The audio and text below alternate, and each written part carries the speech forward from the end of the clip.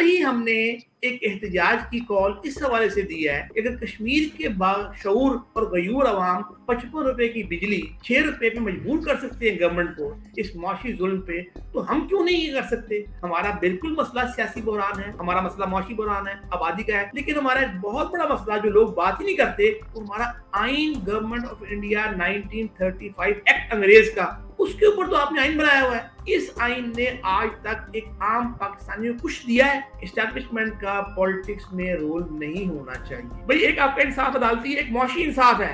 आप बताएं मौशी इंसाफ है, समाजी इंसाफ है। बिस्मिल्लाहिर्रहमानिर्रहीम, अस्सलाम वालेकुम। पब्लिक प्रोफाइल में खुशामदीद। मैं उसामा जाहिद हूँ। शहरोज इल्ताफ साहब चेयरमैन अवामी फलाही पार्टी इस वक्त हमारे साथ मौजूद हैं। शहराज साहब, बिला तमहीद सबसे पहले हम बात करेंगे पाकिस्तान की पॉलिटिक्स के अंदर अब तक 100 से ज़्यादा सियासी जमातें अपना किरदार अदा कर रही। सब अव्वल की जमातों का किरदार भी आपके सामने है, हमारे सामने है, और दीगर जमातें जो इस वक्त गुमनामी की सूरत हाल इख्तियार किए हुए हैं, उनकी भी किरदार हमारे सामने है। आपने नाम रखा अवामी फलाही पार्टी, क्या बयानिया है, किस नैरेटिव के तहत आ रहे हैं, और कितने लोग हैं आपकी पार्टी में, और इस इलेक्शन में आपकी क्या पोजीशन थी, और आने वाले इलेक्शन में आप क्या पोजीशन देखते हैं? जी बहुत शुक्रिया उस्मान भाई, राम भाई, थैंक यू। मुझे 2006 में काम करने का मौका मिला पीटीआई में इमरान खान साहब के साथ, करीबन 8 से 10-12 महीने। और तभी मेरी ये एक फीलिंग थी कि खान साहब कोई मेच्योर और संजीदा आदमी नहीं है। मेरे ख्याल में वो आपके सामने उनकी गैर संजीदगी और इमेच्योरिटी आ गई। मेरी उम्र तब शायद 24 साल थी, खान साहब तब शायद को 55 साल के तो होंगे। फिर 2018 में मुझे काम करने का मौका मिला को 8-10 महीने जवाद अहमद साहब के साथ, जो मशहूर सिंगर हैं और बराबरी पार्टी के चेयरमैन। उनका इशू ये था कि वो जिस तरह हमारे स्टार होते हैं, लेथार्जिक, लेट उठना, दोपहर 3 बजे रात किसी शो पे चले गए, पार्टी को तंजीमी तौर पे ना बनाया और एक टीम बिल्डिंग ना की, अपने मैनिफेस्टो पे काम ना किया, तो मैं 8-10 महीने बाद उनको भी खैर बात कह दिया। तो मुझे कुछ दोस्तों ने मशवरा दिया कि आपका क्योंकि एक इल्मी बैकग्राउंड भी है, आप लिखते भी हैं, आपका एक अदबी बैकग्राउंड भी है, आपका एक कारोबारी बैकग्राउंड भी है, आप मुल्क से बाहर ट्रेवल भी आपने किया है, और आपका एक समाजी बैकग्राउंड भी है, तो क्यों ना आप खुद एक पार्टी बनाएं जो कि अननोन लोगों की पार्टी हो, अवाम की पार्टी हो, अवाम के लिए एक पार्टी हो। तो हमने इसकी बुनियाद रखी जनवरी 2022 में, आज से करीबन 2.5 साल कबल। तो इसको रजिस्टर करवाया इलेक्शन कमीशन ऑफ पाकिस्तान से, और फिर हमने इसका ऑफिस बनाया यहाँ लाहौर में ही, ग्रीन टाउनशिप के पास एक एरिया है, जहां मैं पिछले 2.5 साल से करीब रोज इतवार के अलावा कुछ 4 से 6 घंटे स्पेंड करता हूं हल्के में लोगों के साथ। और वहां लोगों की खिदमत के लिए हमने रोजाना की बुनियाद पे आटा, घी और तेल भी रख लिया सब्सिडाइज्ड प्राइस पे लोगों को देने के लिए, ताकि हम लोगों से फ्लाई काम आपने शुरू किया। जी फ्लाई काम। शहराज साहब, आपने बताया कि आपने 2006 में पॉलिटिक्स का आगाज किया तहरीक इंसाफ के साथ, इमरान खान के साथ।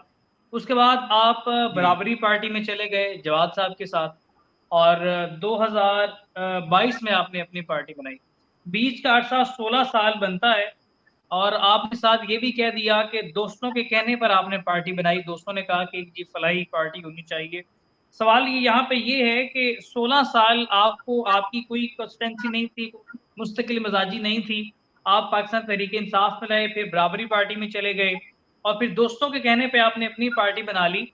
अब सवाल ये है कि आपका अपना बयानिया क्या था? 16 साल आपने कहाँ तारीकी में जिंदगी गुजार दी। 16 साल आपको पता ही नहीं चला कि पाकिस्तान की सियासत में हमारा किरदार क्या हो सकता है।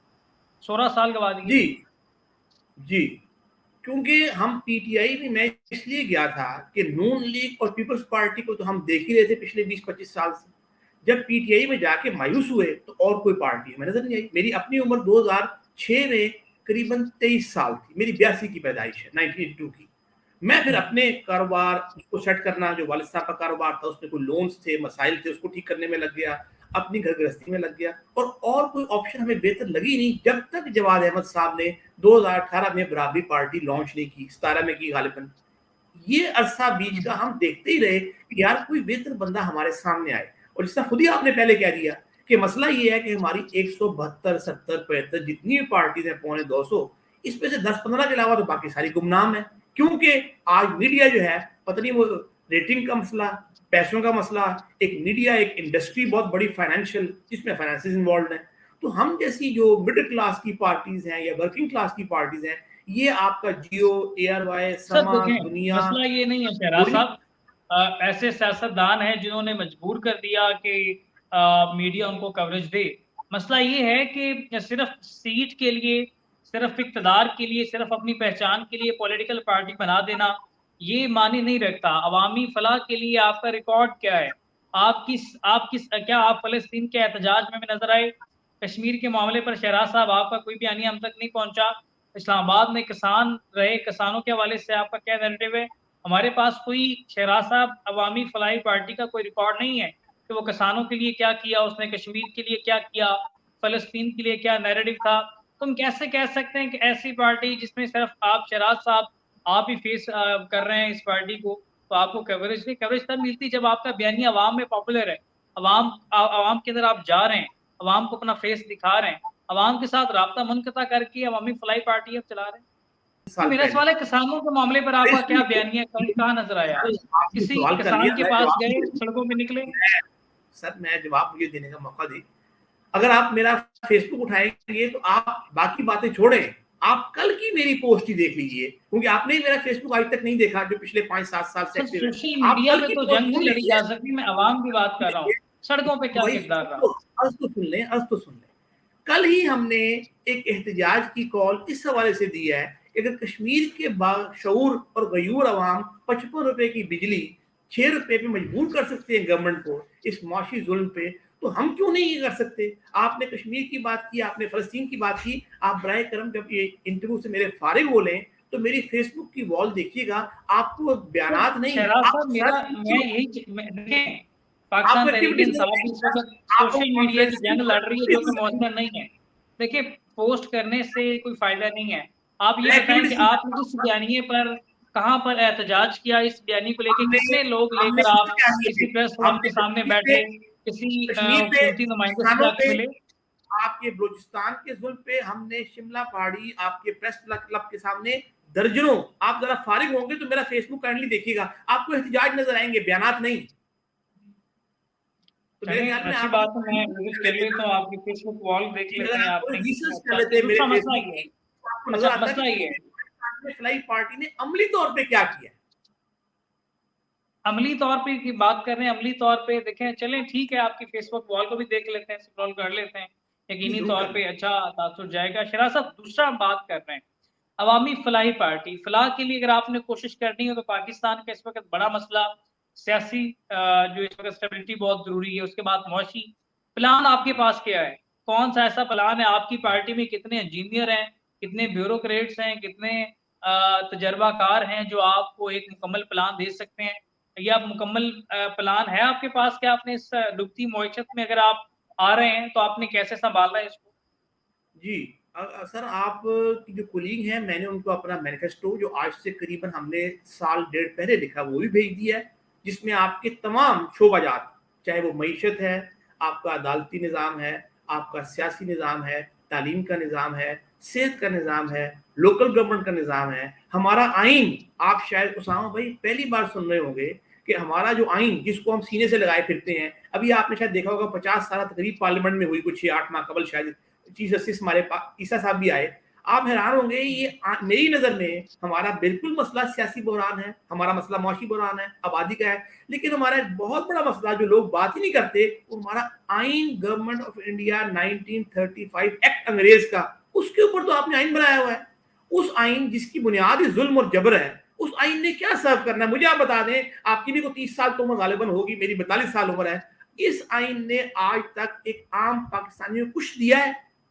जो आइन में ही लिखा हुआ है कि तालीम फ्री है 16 साल तक, सेहत की जिम्मेदारी गवर्नमेंट की है, तहफ्फुज़ की है। सर आइन आप ही सियासतदानों ने लिखे हैं ना, आप ही जो इक़्तिदार में थे, लिखे नहीं है, इक़्तिदार में नहीं थे। लिखे नहीं, ये देखिए शहराज छापा है, साहब, आपने कितने कॉपी है, इलेक्शन कंटेस्ट किए अब तक? नहीं शहराज साहब, इस पर बात कर, आपने कितने इलेक्शन कंटेस्ट किए अब तक? जी, ये 2024 का पहला इलेक्शन था हमारी पार्टी रजिस्टर होने के बाद।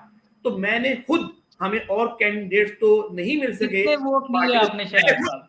कि मैंने अपनी जो कॉन्स्टिट्यूएंसी थी एमएनए मैंने कंटेस्ट नहीं किया, मैंने एमपीए कंटेस्ट किया और मुझे 2500 वोट पड़े अपनी कॉन्स्टिट्यूंसी से, पहला इलेक्शन। 2500 वोट, जी पहले इलेक्शन में आपको 2500 वोट पड़े। आपका जी। पहला वोट कब बना था? मैंने 2013 में वोट दिया था इमरान खान साहब। 2013 में आपने इमरान खान को वोट दिया, 2018 में आपने कहा वोट पहली बार दिया? नहीं, मैंने वोट नहीं किया, क्योंकि मेरी सोच ये थी 13 के बाद 18 में कि ये कोई पार्टी भी, जो मेन 3 पार्टी थे, पीटीआई, नून लीग और पीपल्स पार्टी, ये मेरा वोट डिजर्व नहीं करती, तो मैं 2018 में आपने वोट नहीं किया। आपने वोट जी, दिए ही नहीं 18 में। 18 में नहीं दिया, 13 में दिया तो था, और तो पीटीआई को दिया था। आपने बराबरी पार्टी ज्वाइन करने के बावजूद बराबरी इलेक्शन पार्टी को नहीं, वोट नहीं दिया। वो ज्वाइन की था इलेक्शन के बाद, वो जुलाई में इलेक्शन हुए थे, आपको याद होगा, तो इलेक्शन के बाद मैंने ज्वाइन की वो। आपने इलेक्शन के बाद बराबरी पार्टी ज्वाइन कर ली। अब जी, 2018 में आपने किसी को वोट नहीं दिया, तो 2 महीने बाद आपके दिल में क्या ख्याल आया कि बराबरी पार्टी एक ऐसी पार्टी है जिसको वोट दिया जा सकता है? 2 महीने में आपकी सोच बदल गई। ज्वाइन किया, जिसको ज्वाइन किया जा सकता है, वोट दिया जा सकता है, इसके लिए वोट दिया जा सकता है, वो यही कि ये कॉमन मैन की बात करती है, ये पाकिस्तान के माशी मसाइल की बात करती है, ये पाकिस्तान की अशराफिया जो इस हमारे इस अंग्रेज के निजाम उसको एक्सप्लॉइट करके खुद अपने लिए सब कुछ बना रही है, लेकिन आम आदमी बराबरी पार्टी में कौन सा ओहदा दिया गया आपको जब आपने ज्वाइन? मेरे बराबरी पार्टी में गालिबन कोई 8 माह 7 माह के अरसे में, उसामा भाई आप हैरान होंगे और आप उनसे कंफर्म कर सकते हैं, मेरे पास 5 ओहदे थे।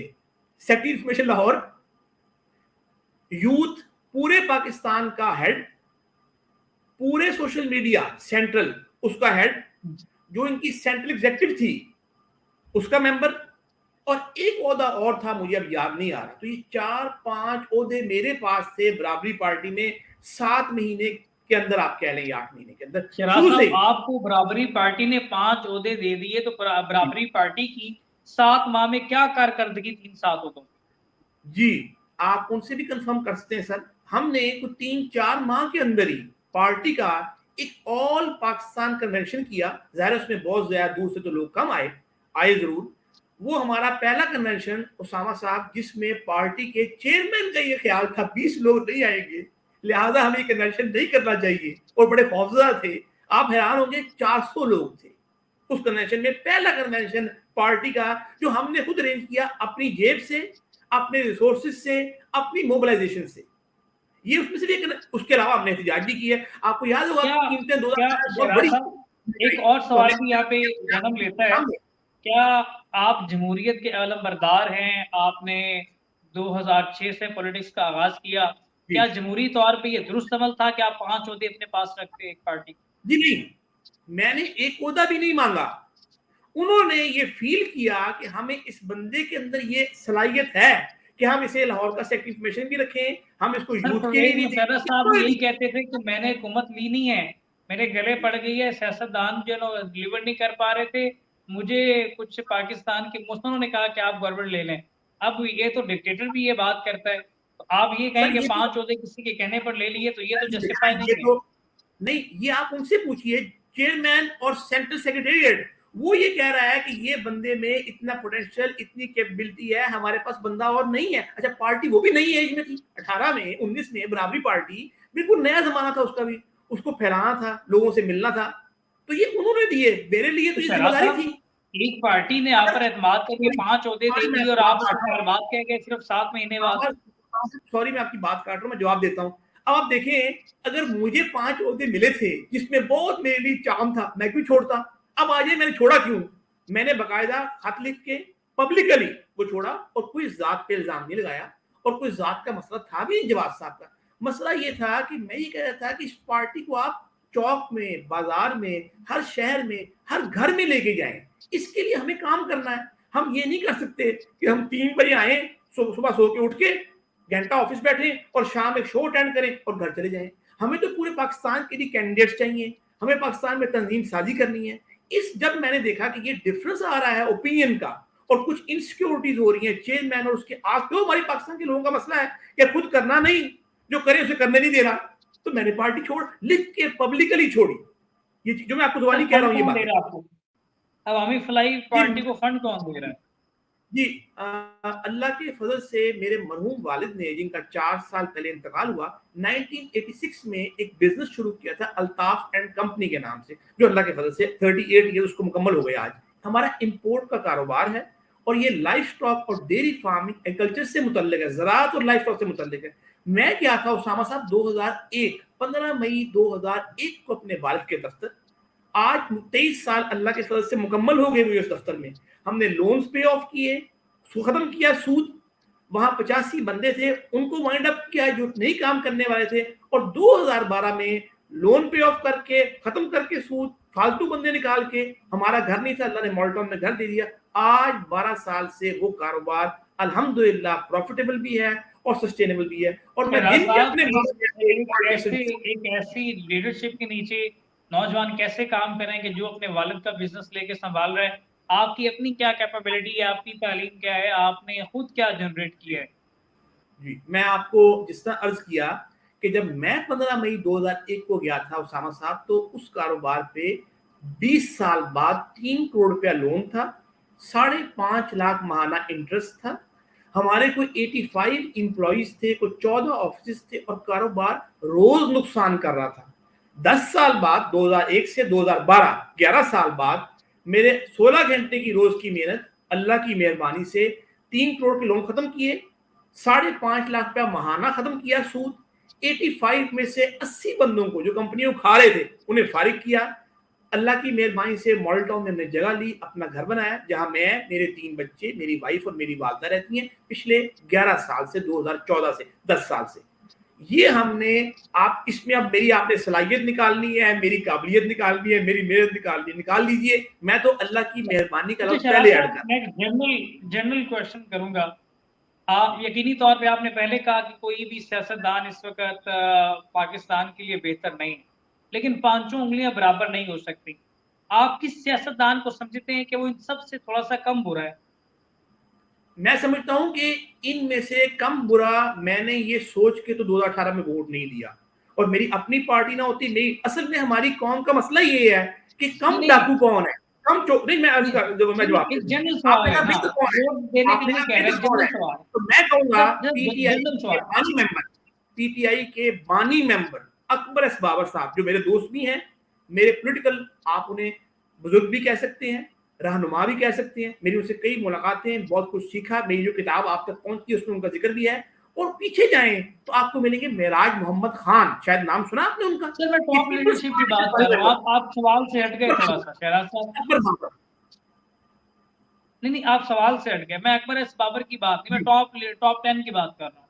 नहीं टॉप सर, 10 में सॉरी, तो टॉप 100 में भी नहीं आते अकबर एस बाबर, तो मैं तो नहीं जानता ही आते हो नहीं था। आपने सर, पूरा पाकिस्तान जानता है, आप ना जानिए, लिखे नहीं नेट सर, पे। अब जान गया ना, अब तो हम भी जानते हैं। हम ये समझते हैं कि एस्टेब्लिशमेंट मैं की 6 साल से इशारे पर उन्होंने पाकिस्तान तहरीक उसामा इंसाफ के खिलाफ खड़े हो गए, हम ये साहब, जब जानते उन्हें हैं। कोई नहीं जानता था, उसामा साहब जब उन्हें कोई नहीं जानता था 2017-18 में, मैं तब से उनसे राब्ते में, जब मेरी पार्टी भी नहीं थी, सर मेरा वो उनसे कौन राब्ता से मेरी बानी कारकुन है जो अपनी पार्टी का भट्ठा बिठा के, मुझे ये बताएं, नहीं, कौन सा ऐसा, सॉरी, मेरा कौन सा अगर पार्टी से मुखलिस है तो वो ये पता नहीं करेगा बिठा कि रहे। आपका इंतखाबी निशान बल्ला जो आपसे दूर कर दे, पूरी पार्टी को साइड में लगा दे और अपनी पार्टी के खिलाफ प्रेस कॉन्फ्रेंस कर दे।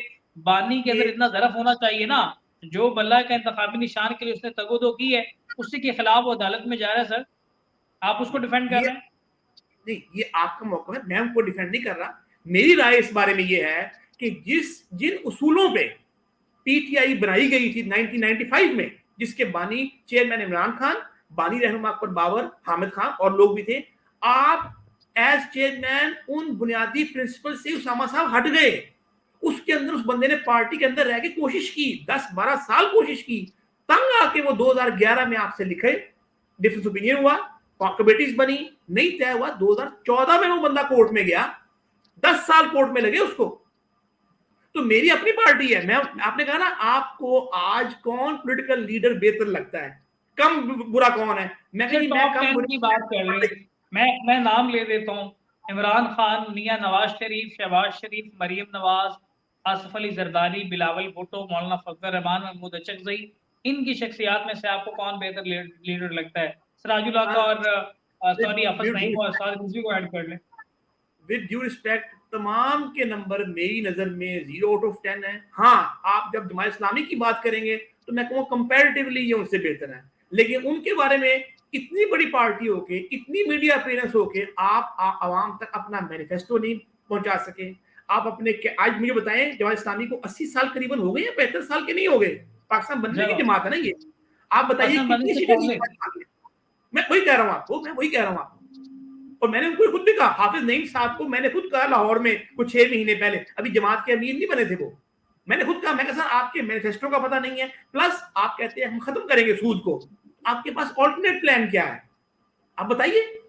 कोई जवाब नहीं। तो कल को आप भी तो इन्हीं के साथ अलायंस करेंगे ना?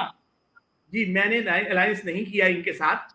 मुझे ऑफर हुई, मुझे इस इलेक्शन में भी नून लीग के साथ सीट एडजस्टमेंट की ऑफर हुई कि शिराज अल्ताफ साहब, हम आपको नून लीग से अलाइन कर दें, मतलब कि आपके हल्के में नून लीग का कैंडिडेट खड़ा नहीं होगा। मैं कही सॉरी, मुझे इलेक्शन हारना मंजूर है। कुछ 4 साल पहले मुझे मरीम नवाज साहब एक राइट करंट सिचुएशन पे शिराज साहब, प्रोग्राम का खत्म हो रहा है, थोड़ा सा करंट सिचुएशन पे, क्या इमरान खान को पाकिस्तान की बेहतरी के लिए जो मौजूदा सिनेरियो बन चुका है, टेबल टॉक की तरफ जाना चाहिए? सर, मुज़ाकरात तो जो सियासी लोग हैं और जमहूरी लोग हैं कभी खत्म नहीं होने चाहिए, लेकिन उसामा साहब आपने करने किससे हैं मुज़ाकरात, और आपके करने का मकसद क्या है? अगर तो मकसद जाती है और करना आपने क्या है जमहूरी लोगों से है, तो फिर मेरा इस पे एतराज होगा। नहीं, आप एस्टेब्लिशमेंट के वाले से क्या नैरेटिव रखते हैं? आप क्या एस्टेब्लिशमेंट के वाले से क्या बयान? वही जो मेरे ख्याल में हर पॉलिटिशियन का होना चाहिए कि एस्टेब्लिशमेंट का पॉलिटिक्स में रोल नहीं होना चाहिए। लेकिन उसामा साहब मुझे बताएं, लेकिन क्या एस्टेब्लिशमेंट का पॉलिटिक्स में रोल है? बिल्कुल है। ये तो आप बताइए, सिकंदर मिर्जा के जमाने से, अयूब खान के जमाने से, यहया के जमाने, आप पॉलिटिशियंस ने परफॉर्म ही नहीं किया। आप लोगों में कॉम्पिटेंसी नहीं थी, ऑनेस्टी नहीं थी, तो क्यों ना आपसे कभी राब्ता किया गया एस्टेब्लिशमेंट की तरफ से गिव एंड टेक पॉलिसी पे? नहीं, गिव एंड टेक का मुझसे अभी तक कोई राब्ता नहीं किया गया। और जब भी कि हाँ आप ये कहें मेरा राब्ता नहीं एस्टेब्लिशमेंट से, गलत बात है। मेरा बिल्कुल राब्ता है, वो हमारे मुल्क की एस्टेब्लिशमेंट है, उनसे हम एक्सचेंज ऑफ आइडियाज भी करते हैं, उन्हें सजेस्ट भी करते हैं, लेकिन ना मुझे गिव एंड टेक की ऑफर, मैंने बताया आपको अभी ऑफर हुई थी, वो गिव एंड टेक नहीं थी, वो खाली टेक और टेक ही थी कि हम आपको नून लीग से एडजस्ट कर दें। मैंने माजत कर ली शुक्रिया के साथ। और जब कभी ऑफर होगी, मैं 42 ईयर्स का हूं, 72 ईयर्स में भी हो गिव एंड टेक की, तो मेरे ख्याल में मुझे ऐसी ऑफर एक्सेप्ट नहीं करनी चाहिए, क्योंकि खान साहब ने 2018 में एक्सेप्ट की, उनका हाल आपके सामने। क्या सियासतदानों को एस्टेब्लिशमेंट के साथ ताल्लुकात रखने चाहिए प्रोफेशनली? पाकिस्तान की बेहतरी के लिए आप आइडियाज जरूर एक्सचेंज कीजिए, मेरी ये राय है। सर, जमहूरियत की बेहतरी, पहले जमहूरियत फिर पाकिस्तान, जमहूरियत से पाकिस्तान की बेहतरी होगा तो जमहूरियत होगी ना। 76 सालों तक कसम खुदरी की आ रही है। आप बताइए, पाकिस्तान तो 76 साल से है, जमहूरियत है हमारे मुल्क में? आप बता दीजिए, मैं समझता हूँ नहीं। आप बताएंगे क्या एस्टेब्लिशमेंट के साथ सियासतदान के ताल्लुकात होने चाहिए प्रोफेशनली जमहूरियत के साथ? सर, वो रॉ के लोग तो नहीं है, मुसाद के लोग नहीं, पाकिस्तान के। आप नो यस में जवाब दें सर, ये सवाल घुमा रहे हैं। बिल्कुल बिल्कुल होने चाहिए, क्यों नहीं होने चाहिए, लेकिन उनकी नौयत क्या होनी चाहिए? Give and take. आप इस चीज के दाई हैं कि सियासतदानों को एस्टेब्लिशमेंट के साथ चलना चाहिए? चलना नहीं चाहिए सर, आपने ताल्लुकात की बात की ना, आपकी एक्सचेंज ऑफ व्यूज होने चाहिए, आप गिव एंड टेक ना करें उनसे। यहाँ प्रॉब्लम ये होता है भाई, मैं कैसे मुमकिन है शिराज साहब आपके अच्छे ताल्लुकात और गिव एंड टेक पॉलिसी ना अपनाएं? जब आप ताल्लुकात इस लेवल पे पहुंचा देते हैं तो फिर आप कैसे रद्द कर सकते हैं उनकी बात? फिर आपका पॉलिटिक्स का मकसद क्या है? फिर आपका कैरेक्टर क्या है? आपकी इंटेग्रिटी क्या है? आपका मैनिफेस्टो क्या है? आपका प्लान क्या है? कुछ भी नहीं। फिर तो आप गिव एंड टेक की तैयार बैठे हैं दुकान की मंडी लगा के, ग्राहक आएगा, वो पाएगा, व्यापारी कीमत लगाएगा। जब आपके ताल्लुकात बन जाते हैं तो आपको फिर पॉलिसी वहीं से आती। फिर ऐसे पाकिस्तान के तमाम, ये देखें, मज़ामत मियां नवाज शरीफ से बेहतर किसी ने की है? मियां साहब से बेहतर मज़ामत किसी ने नहीं की। लेकिन आज उनकी पार्टी जैसे इकतदार में आई, आप भी जानते हैं, मैं भी जानता हूँ, हमारी 26 करोड़ आवाम भी जानती है। तो मसला तो ये है ना कि ताल्लुकात रखे जाते हैं, चाहे सामने रखे जाए, चाहे डिग्गी में बैठ के जाए। मज़ामत ही मफामत के लिए थी, खान साहब की मज़ामत ही मुफामत के लिए है, वो मज़ामत नहीं थी। तो आप मुफामत किसके लिए चाहते हैं फिर? सर, मुफामत तमाम हमारे पॉलिटिकल लोग, आपको याद है वो जो हुआ था पीपल पार्टी और नून लीग में क्या हुआ था लंदन मैंने में? पॉइंट क्या नहीं कर हुआ? पाया ना खुदा साहब। जी, मैं कहा आप मुफाहमत कैसे चाहते हैं? मुफाहमत हमारे मुल्क में आज रिफॉर्म्स होनी चाहिए, इदारा जाती इंस्टीट्यूशनल होनी चाहिए कि नहीं होनी चाहिए? होना चाहिए। होनी चाहिए। हमारे मुल्क में आबादी, चाइना ने 50 साल पहले वन चाइल्ड पॉलिसी लाई, हमारे आबादी पे कोई पॉलिसी बननी चाहिए कि नहीं बननी चाहिए? हमारे इस वक्त सरकारी अफसरान रोज अरबों रुपए का टीका लगा रहे हैं अवाम को, पेट्रोल फ्री, बिजली फ्री, सर खानसामा सिर्फ फ्री कर। सर कुछ भी ना हो, कुछ भी ना हो, सिर्फ इंसाफ और एहतसाब दे दें बस, कुछ नहीं और वही ना चाहिए। अदालती, वो तो फिर आप निजाम की तरफ आ जाए ना। मैं तो, हमारी तो पार्टी कहती है मुतबादिल निजाम, मुतबादिल क्या, सर मुतबादिल क्या हम होता है, इस समझते निजाम हैं, को बदले। हम ये समझते हैं सियासी मुआशी जितने भी मसाइल हैं उनकी जड़ इंसाफ है, और इंसाफ की जड़ एहतसाब है। नामुकम्मल एहतसाब किया जाता है, इंसाफ लेकिन मैसर मैं ये नहीं। कहता हूँ लेकिन मैं ये कहता हूँ कि देखिए ना, आप वापस जाए कायदे आजम की तरफ। उन्होंने कहा था पाकिस्तान 4 चीजों के लिए बना, आपने बात की इंसाफ की। उनका सबसे पहले है समाजी इंसाफ, दूसरा है समाजी जमहूरियत, तीसरा है मसावी मौके, और चौथा है आपकी फेयर प्ले। सब आ गया भाई। एक आपका इंसाफ अदालती है, एक मौशी इंसाफ है। आप बताएं, मौशी इंसाफ है, समाजी इंसाफ है। तो अपने 4 जो आपके फाउंडिंग फादर के फाउंडिंग प्रिंसिपल्स थे, उसामा साहब आप तो उससे ही हट गए। चलो इंशाल्लाह अगले नशिस्त में आपसे तफसीली इस जरूर, पर बात थैंक यू होगी। अगेन। आज के लिए इतना ही। अपने मेजबान उसामा जायद को दीजिए इजाजत। अल्लाह ने के बाद।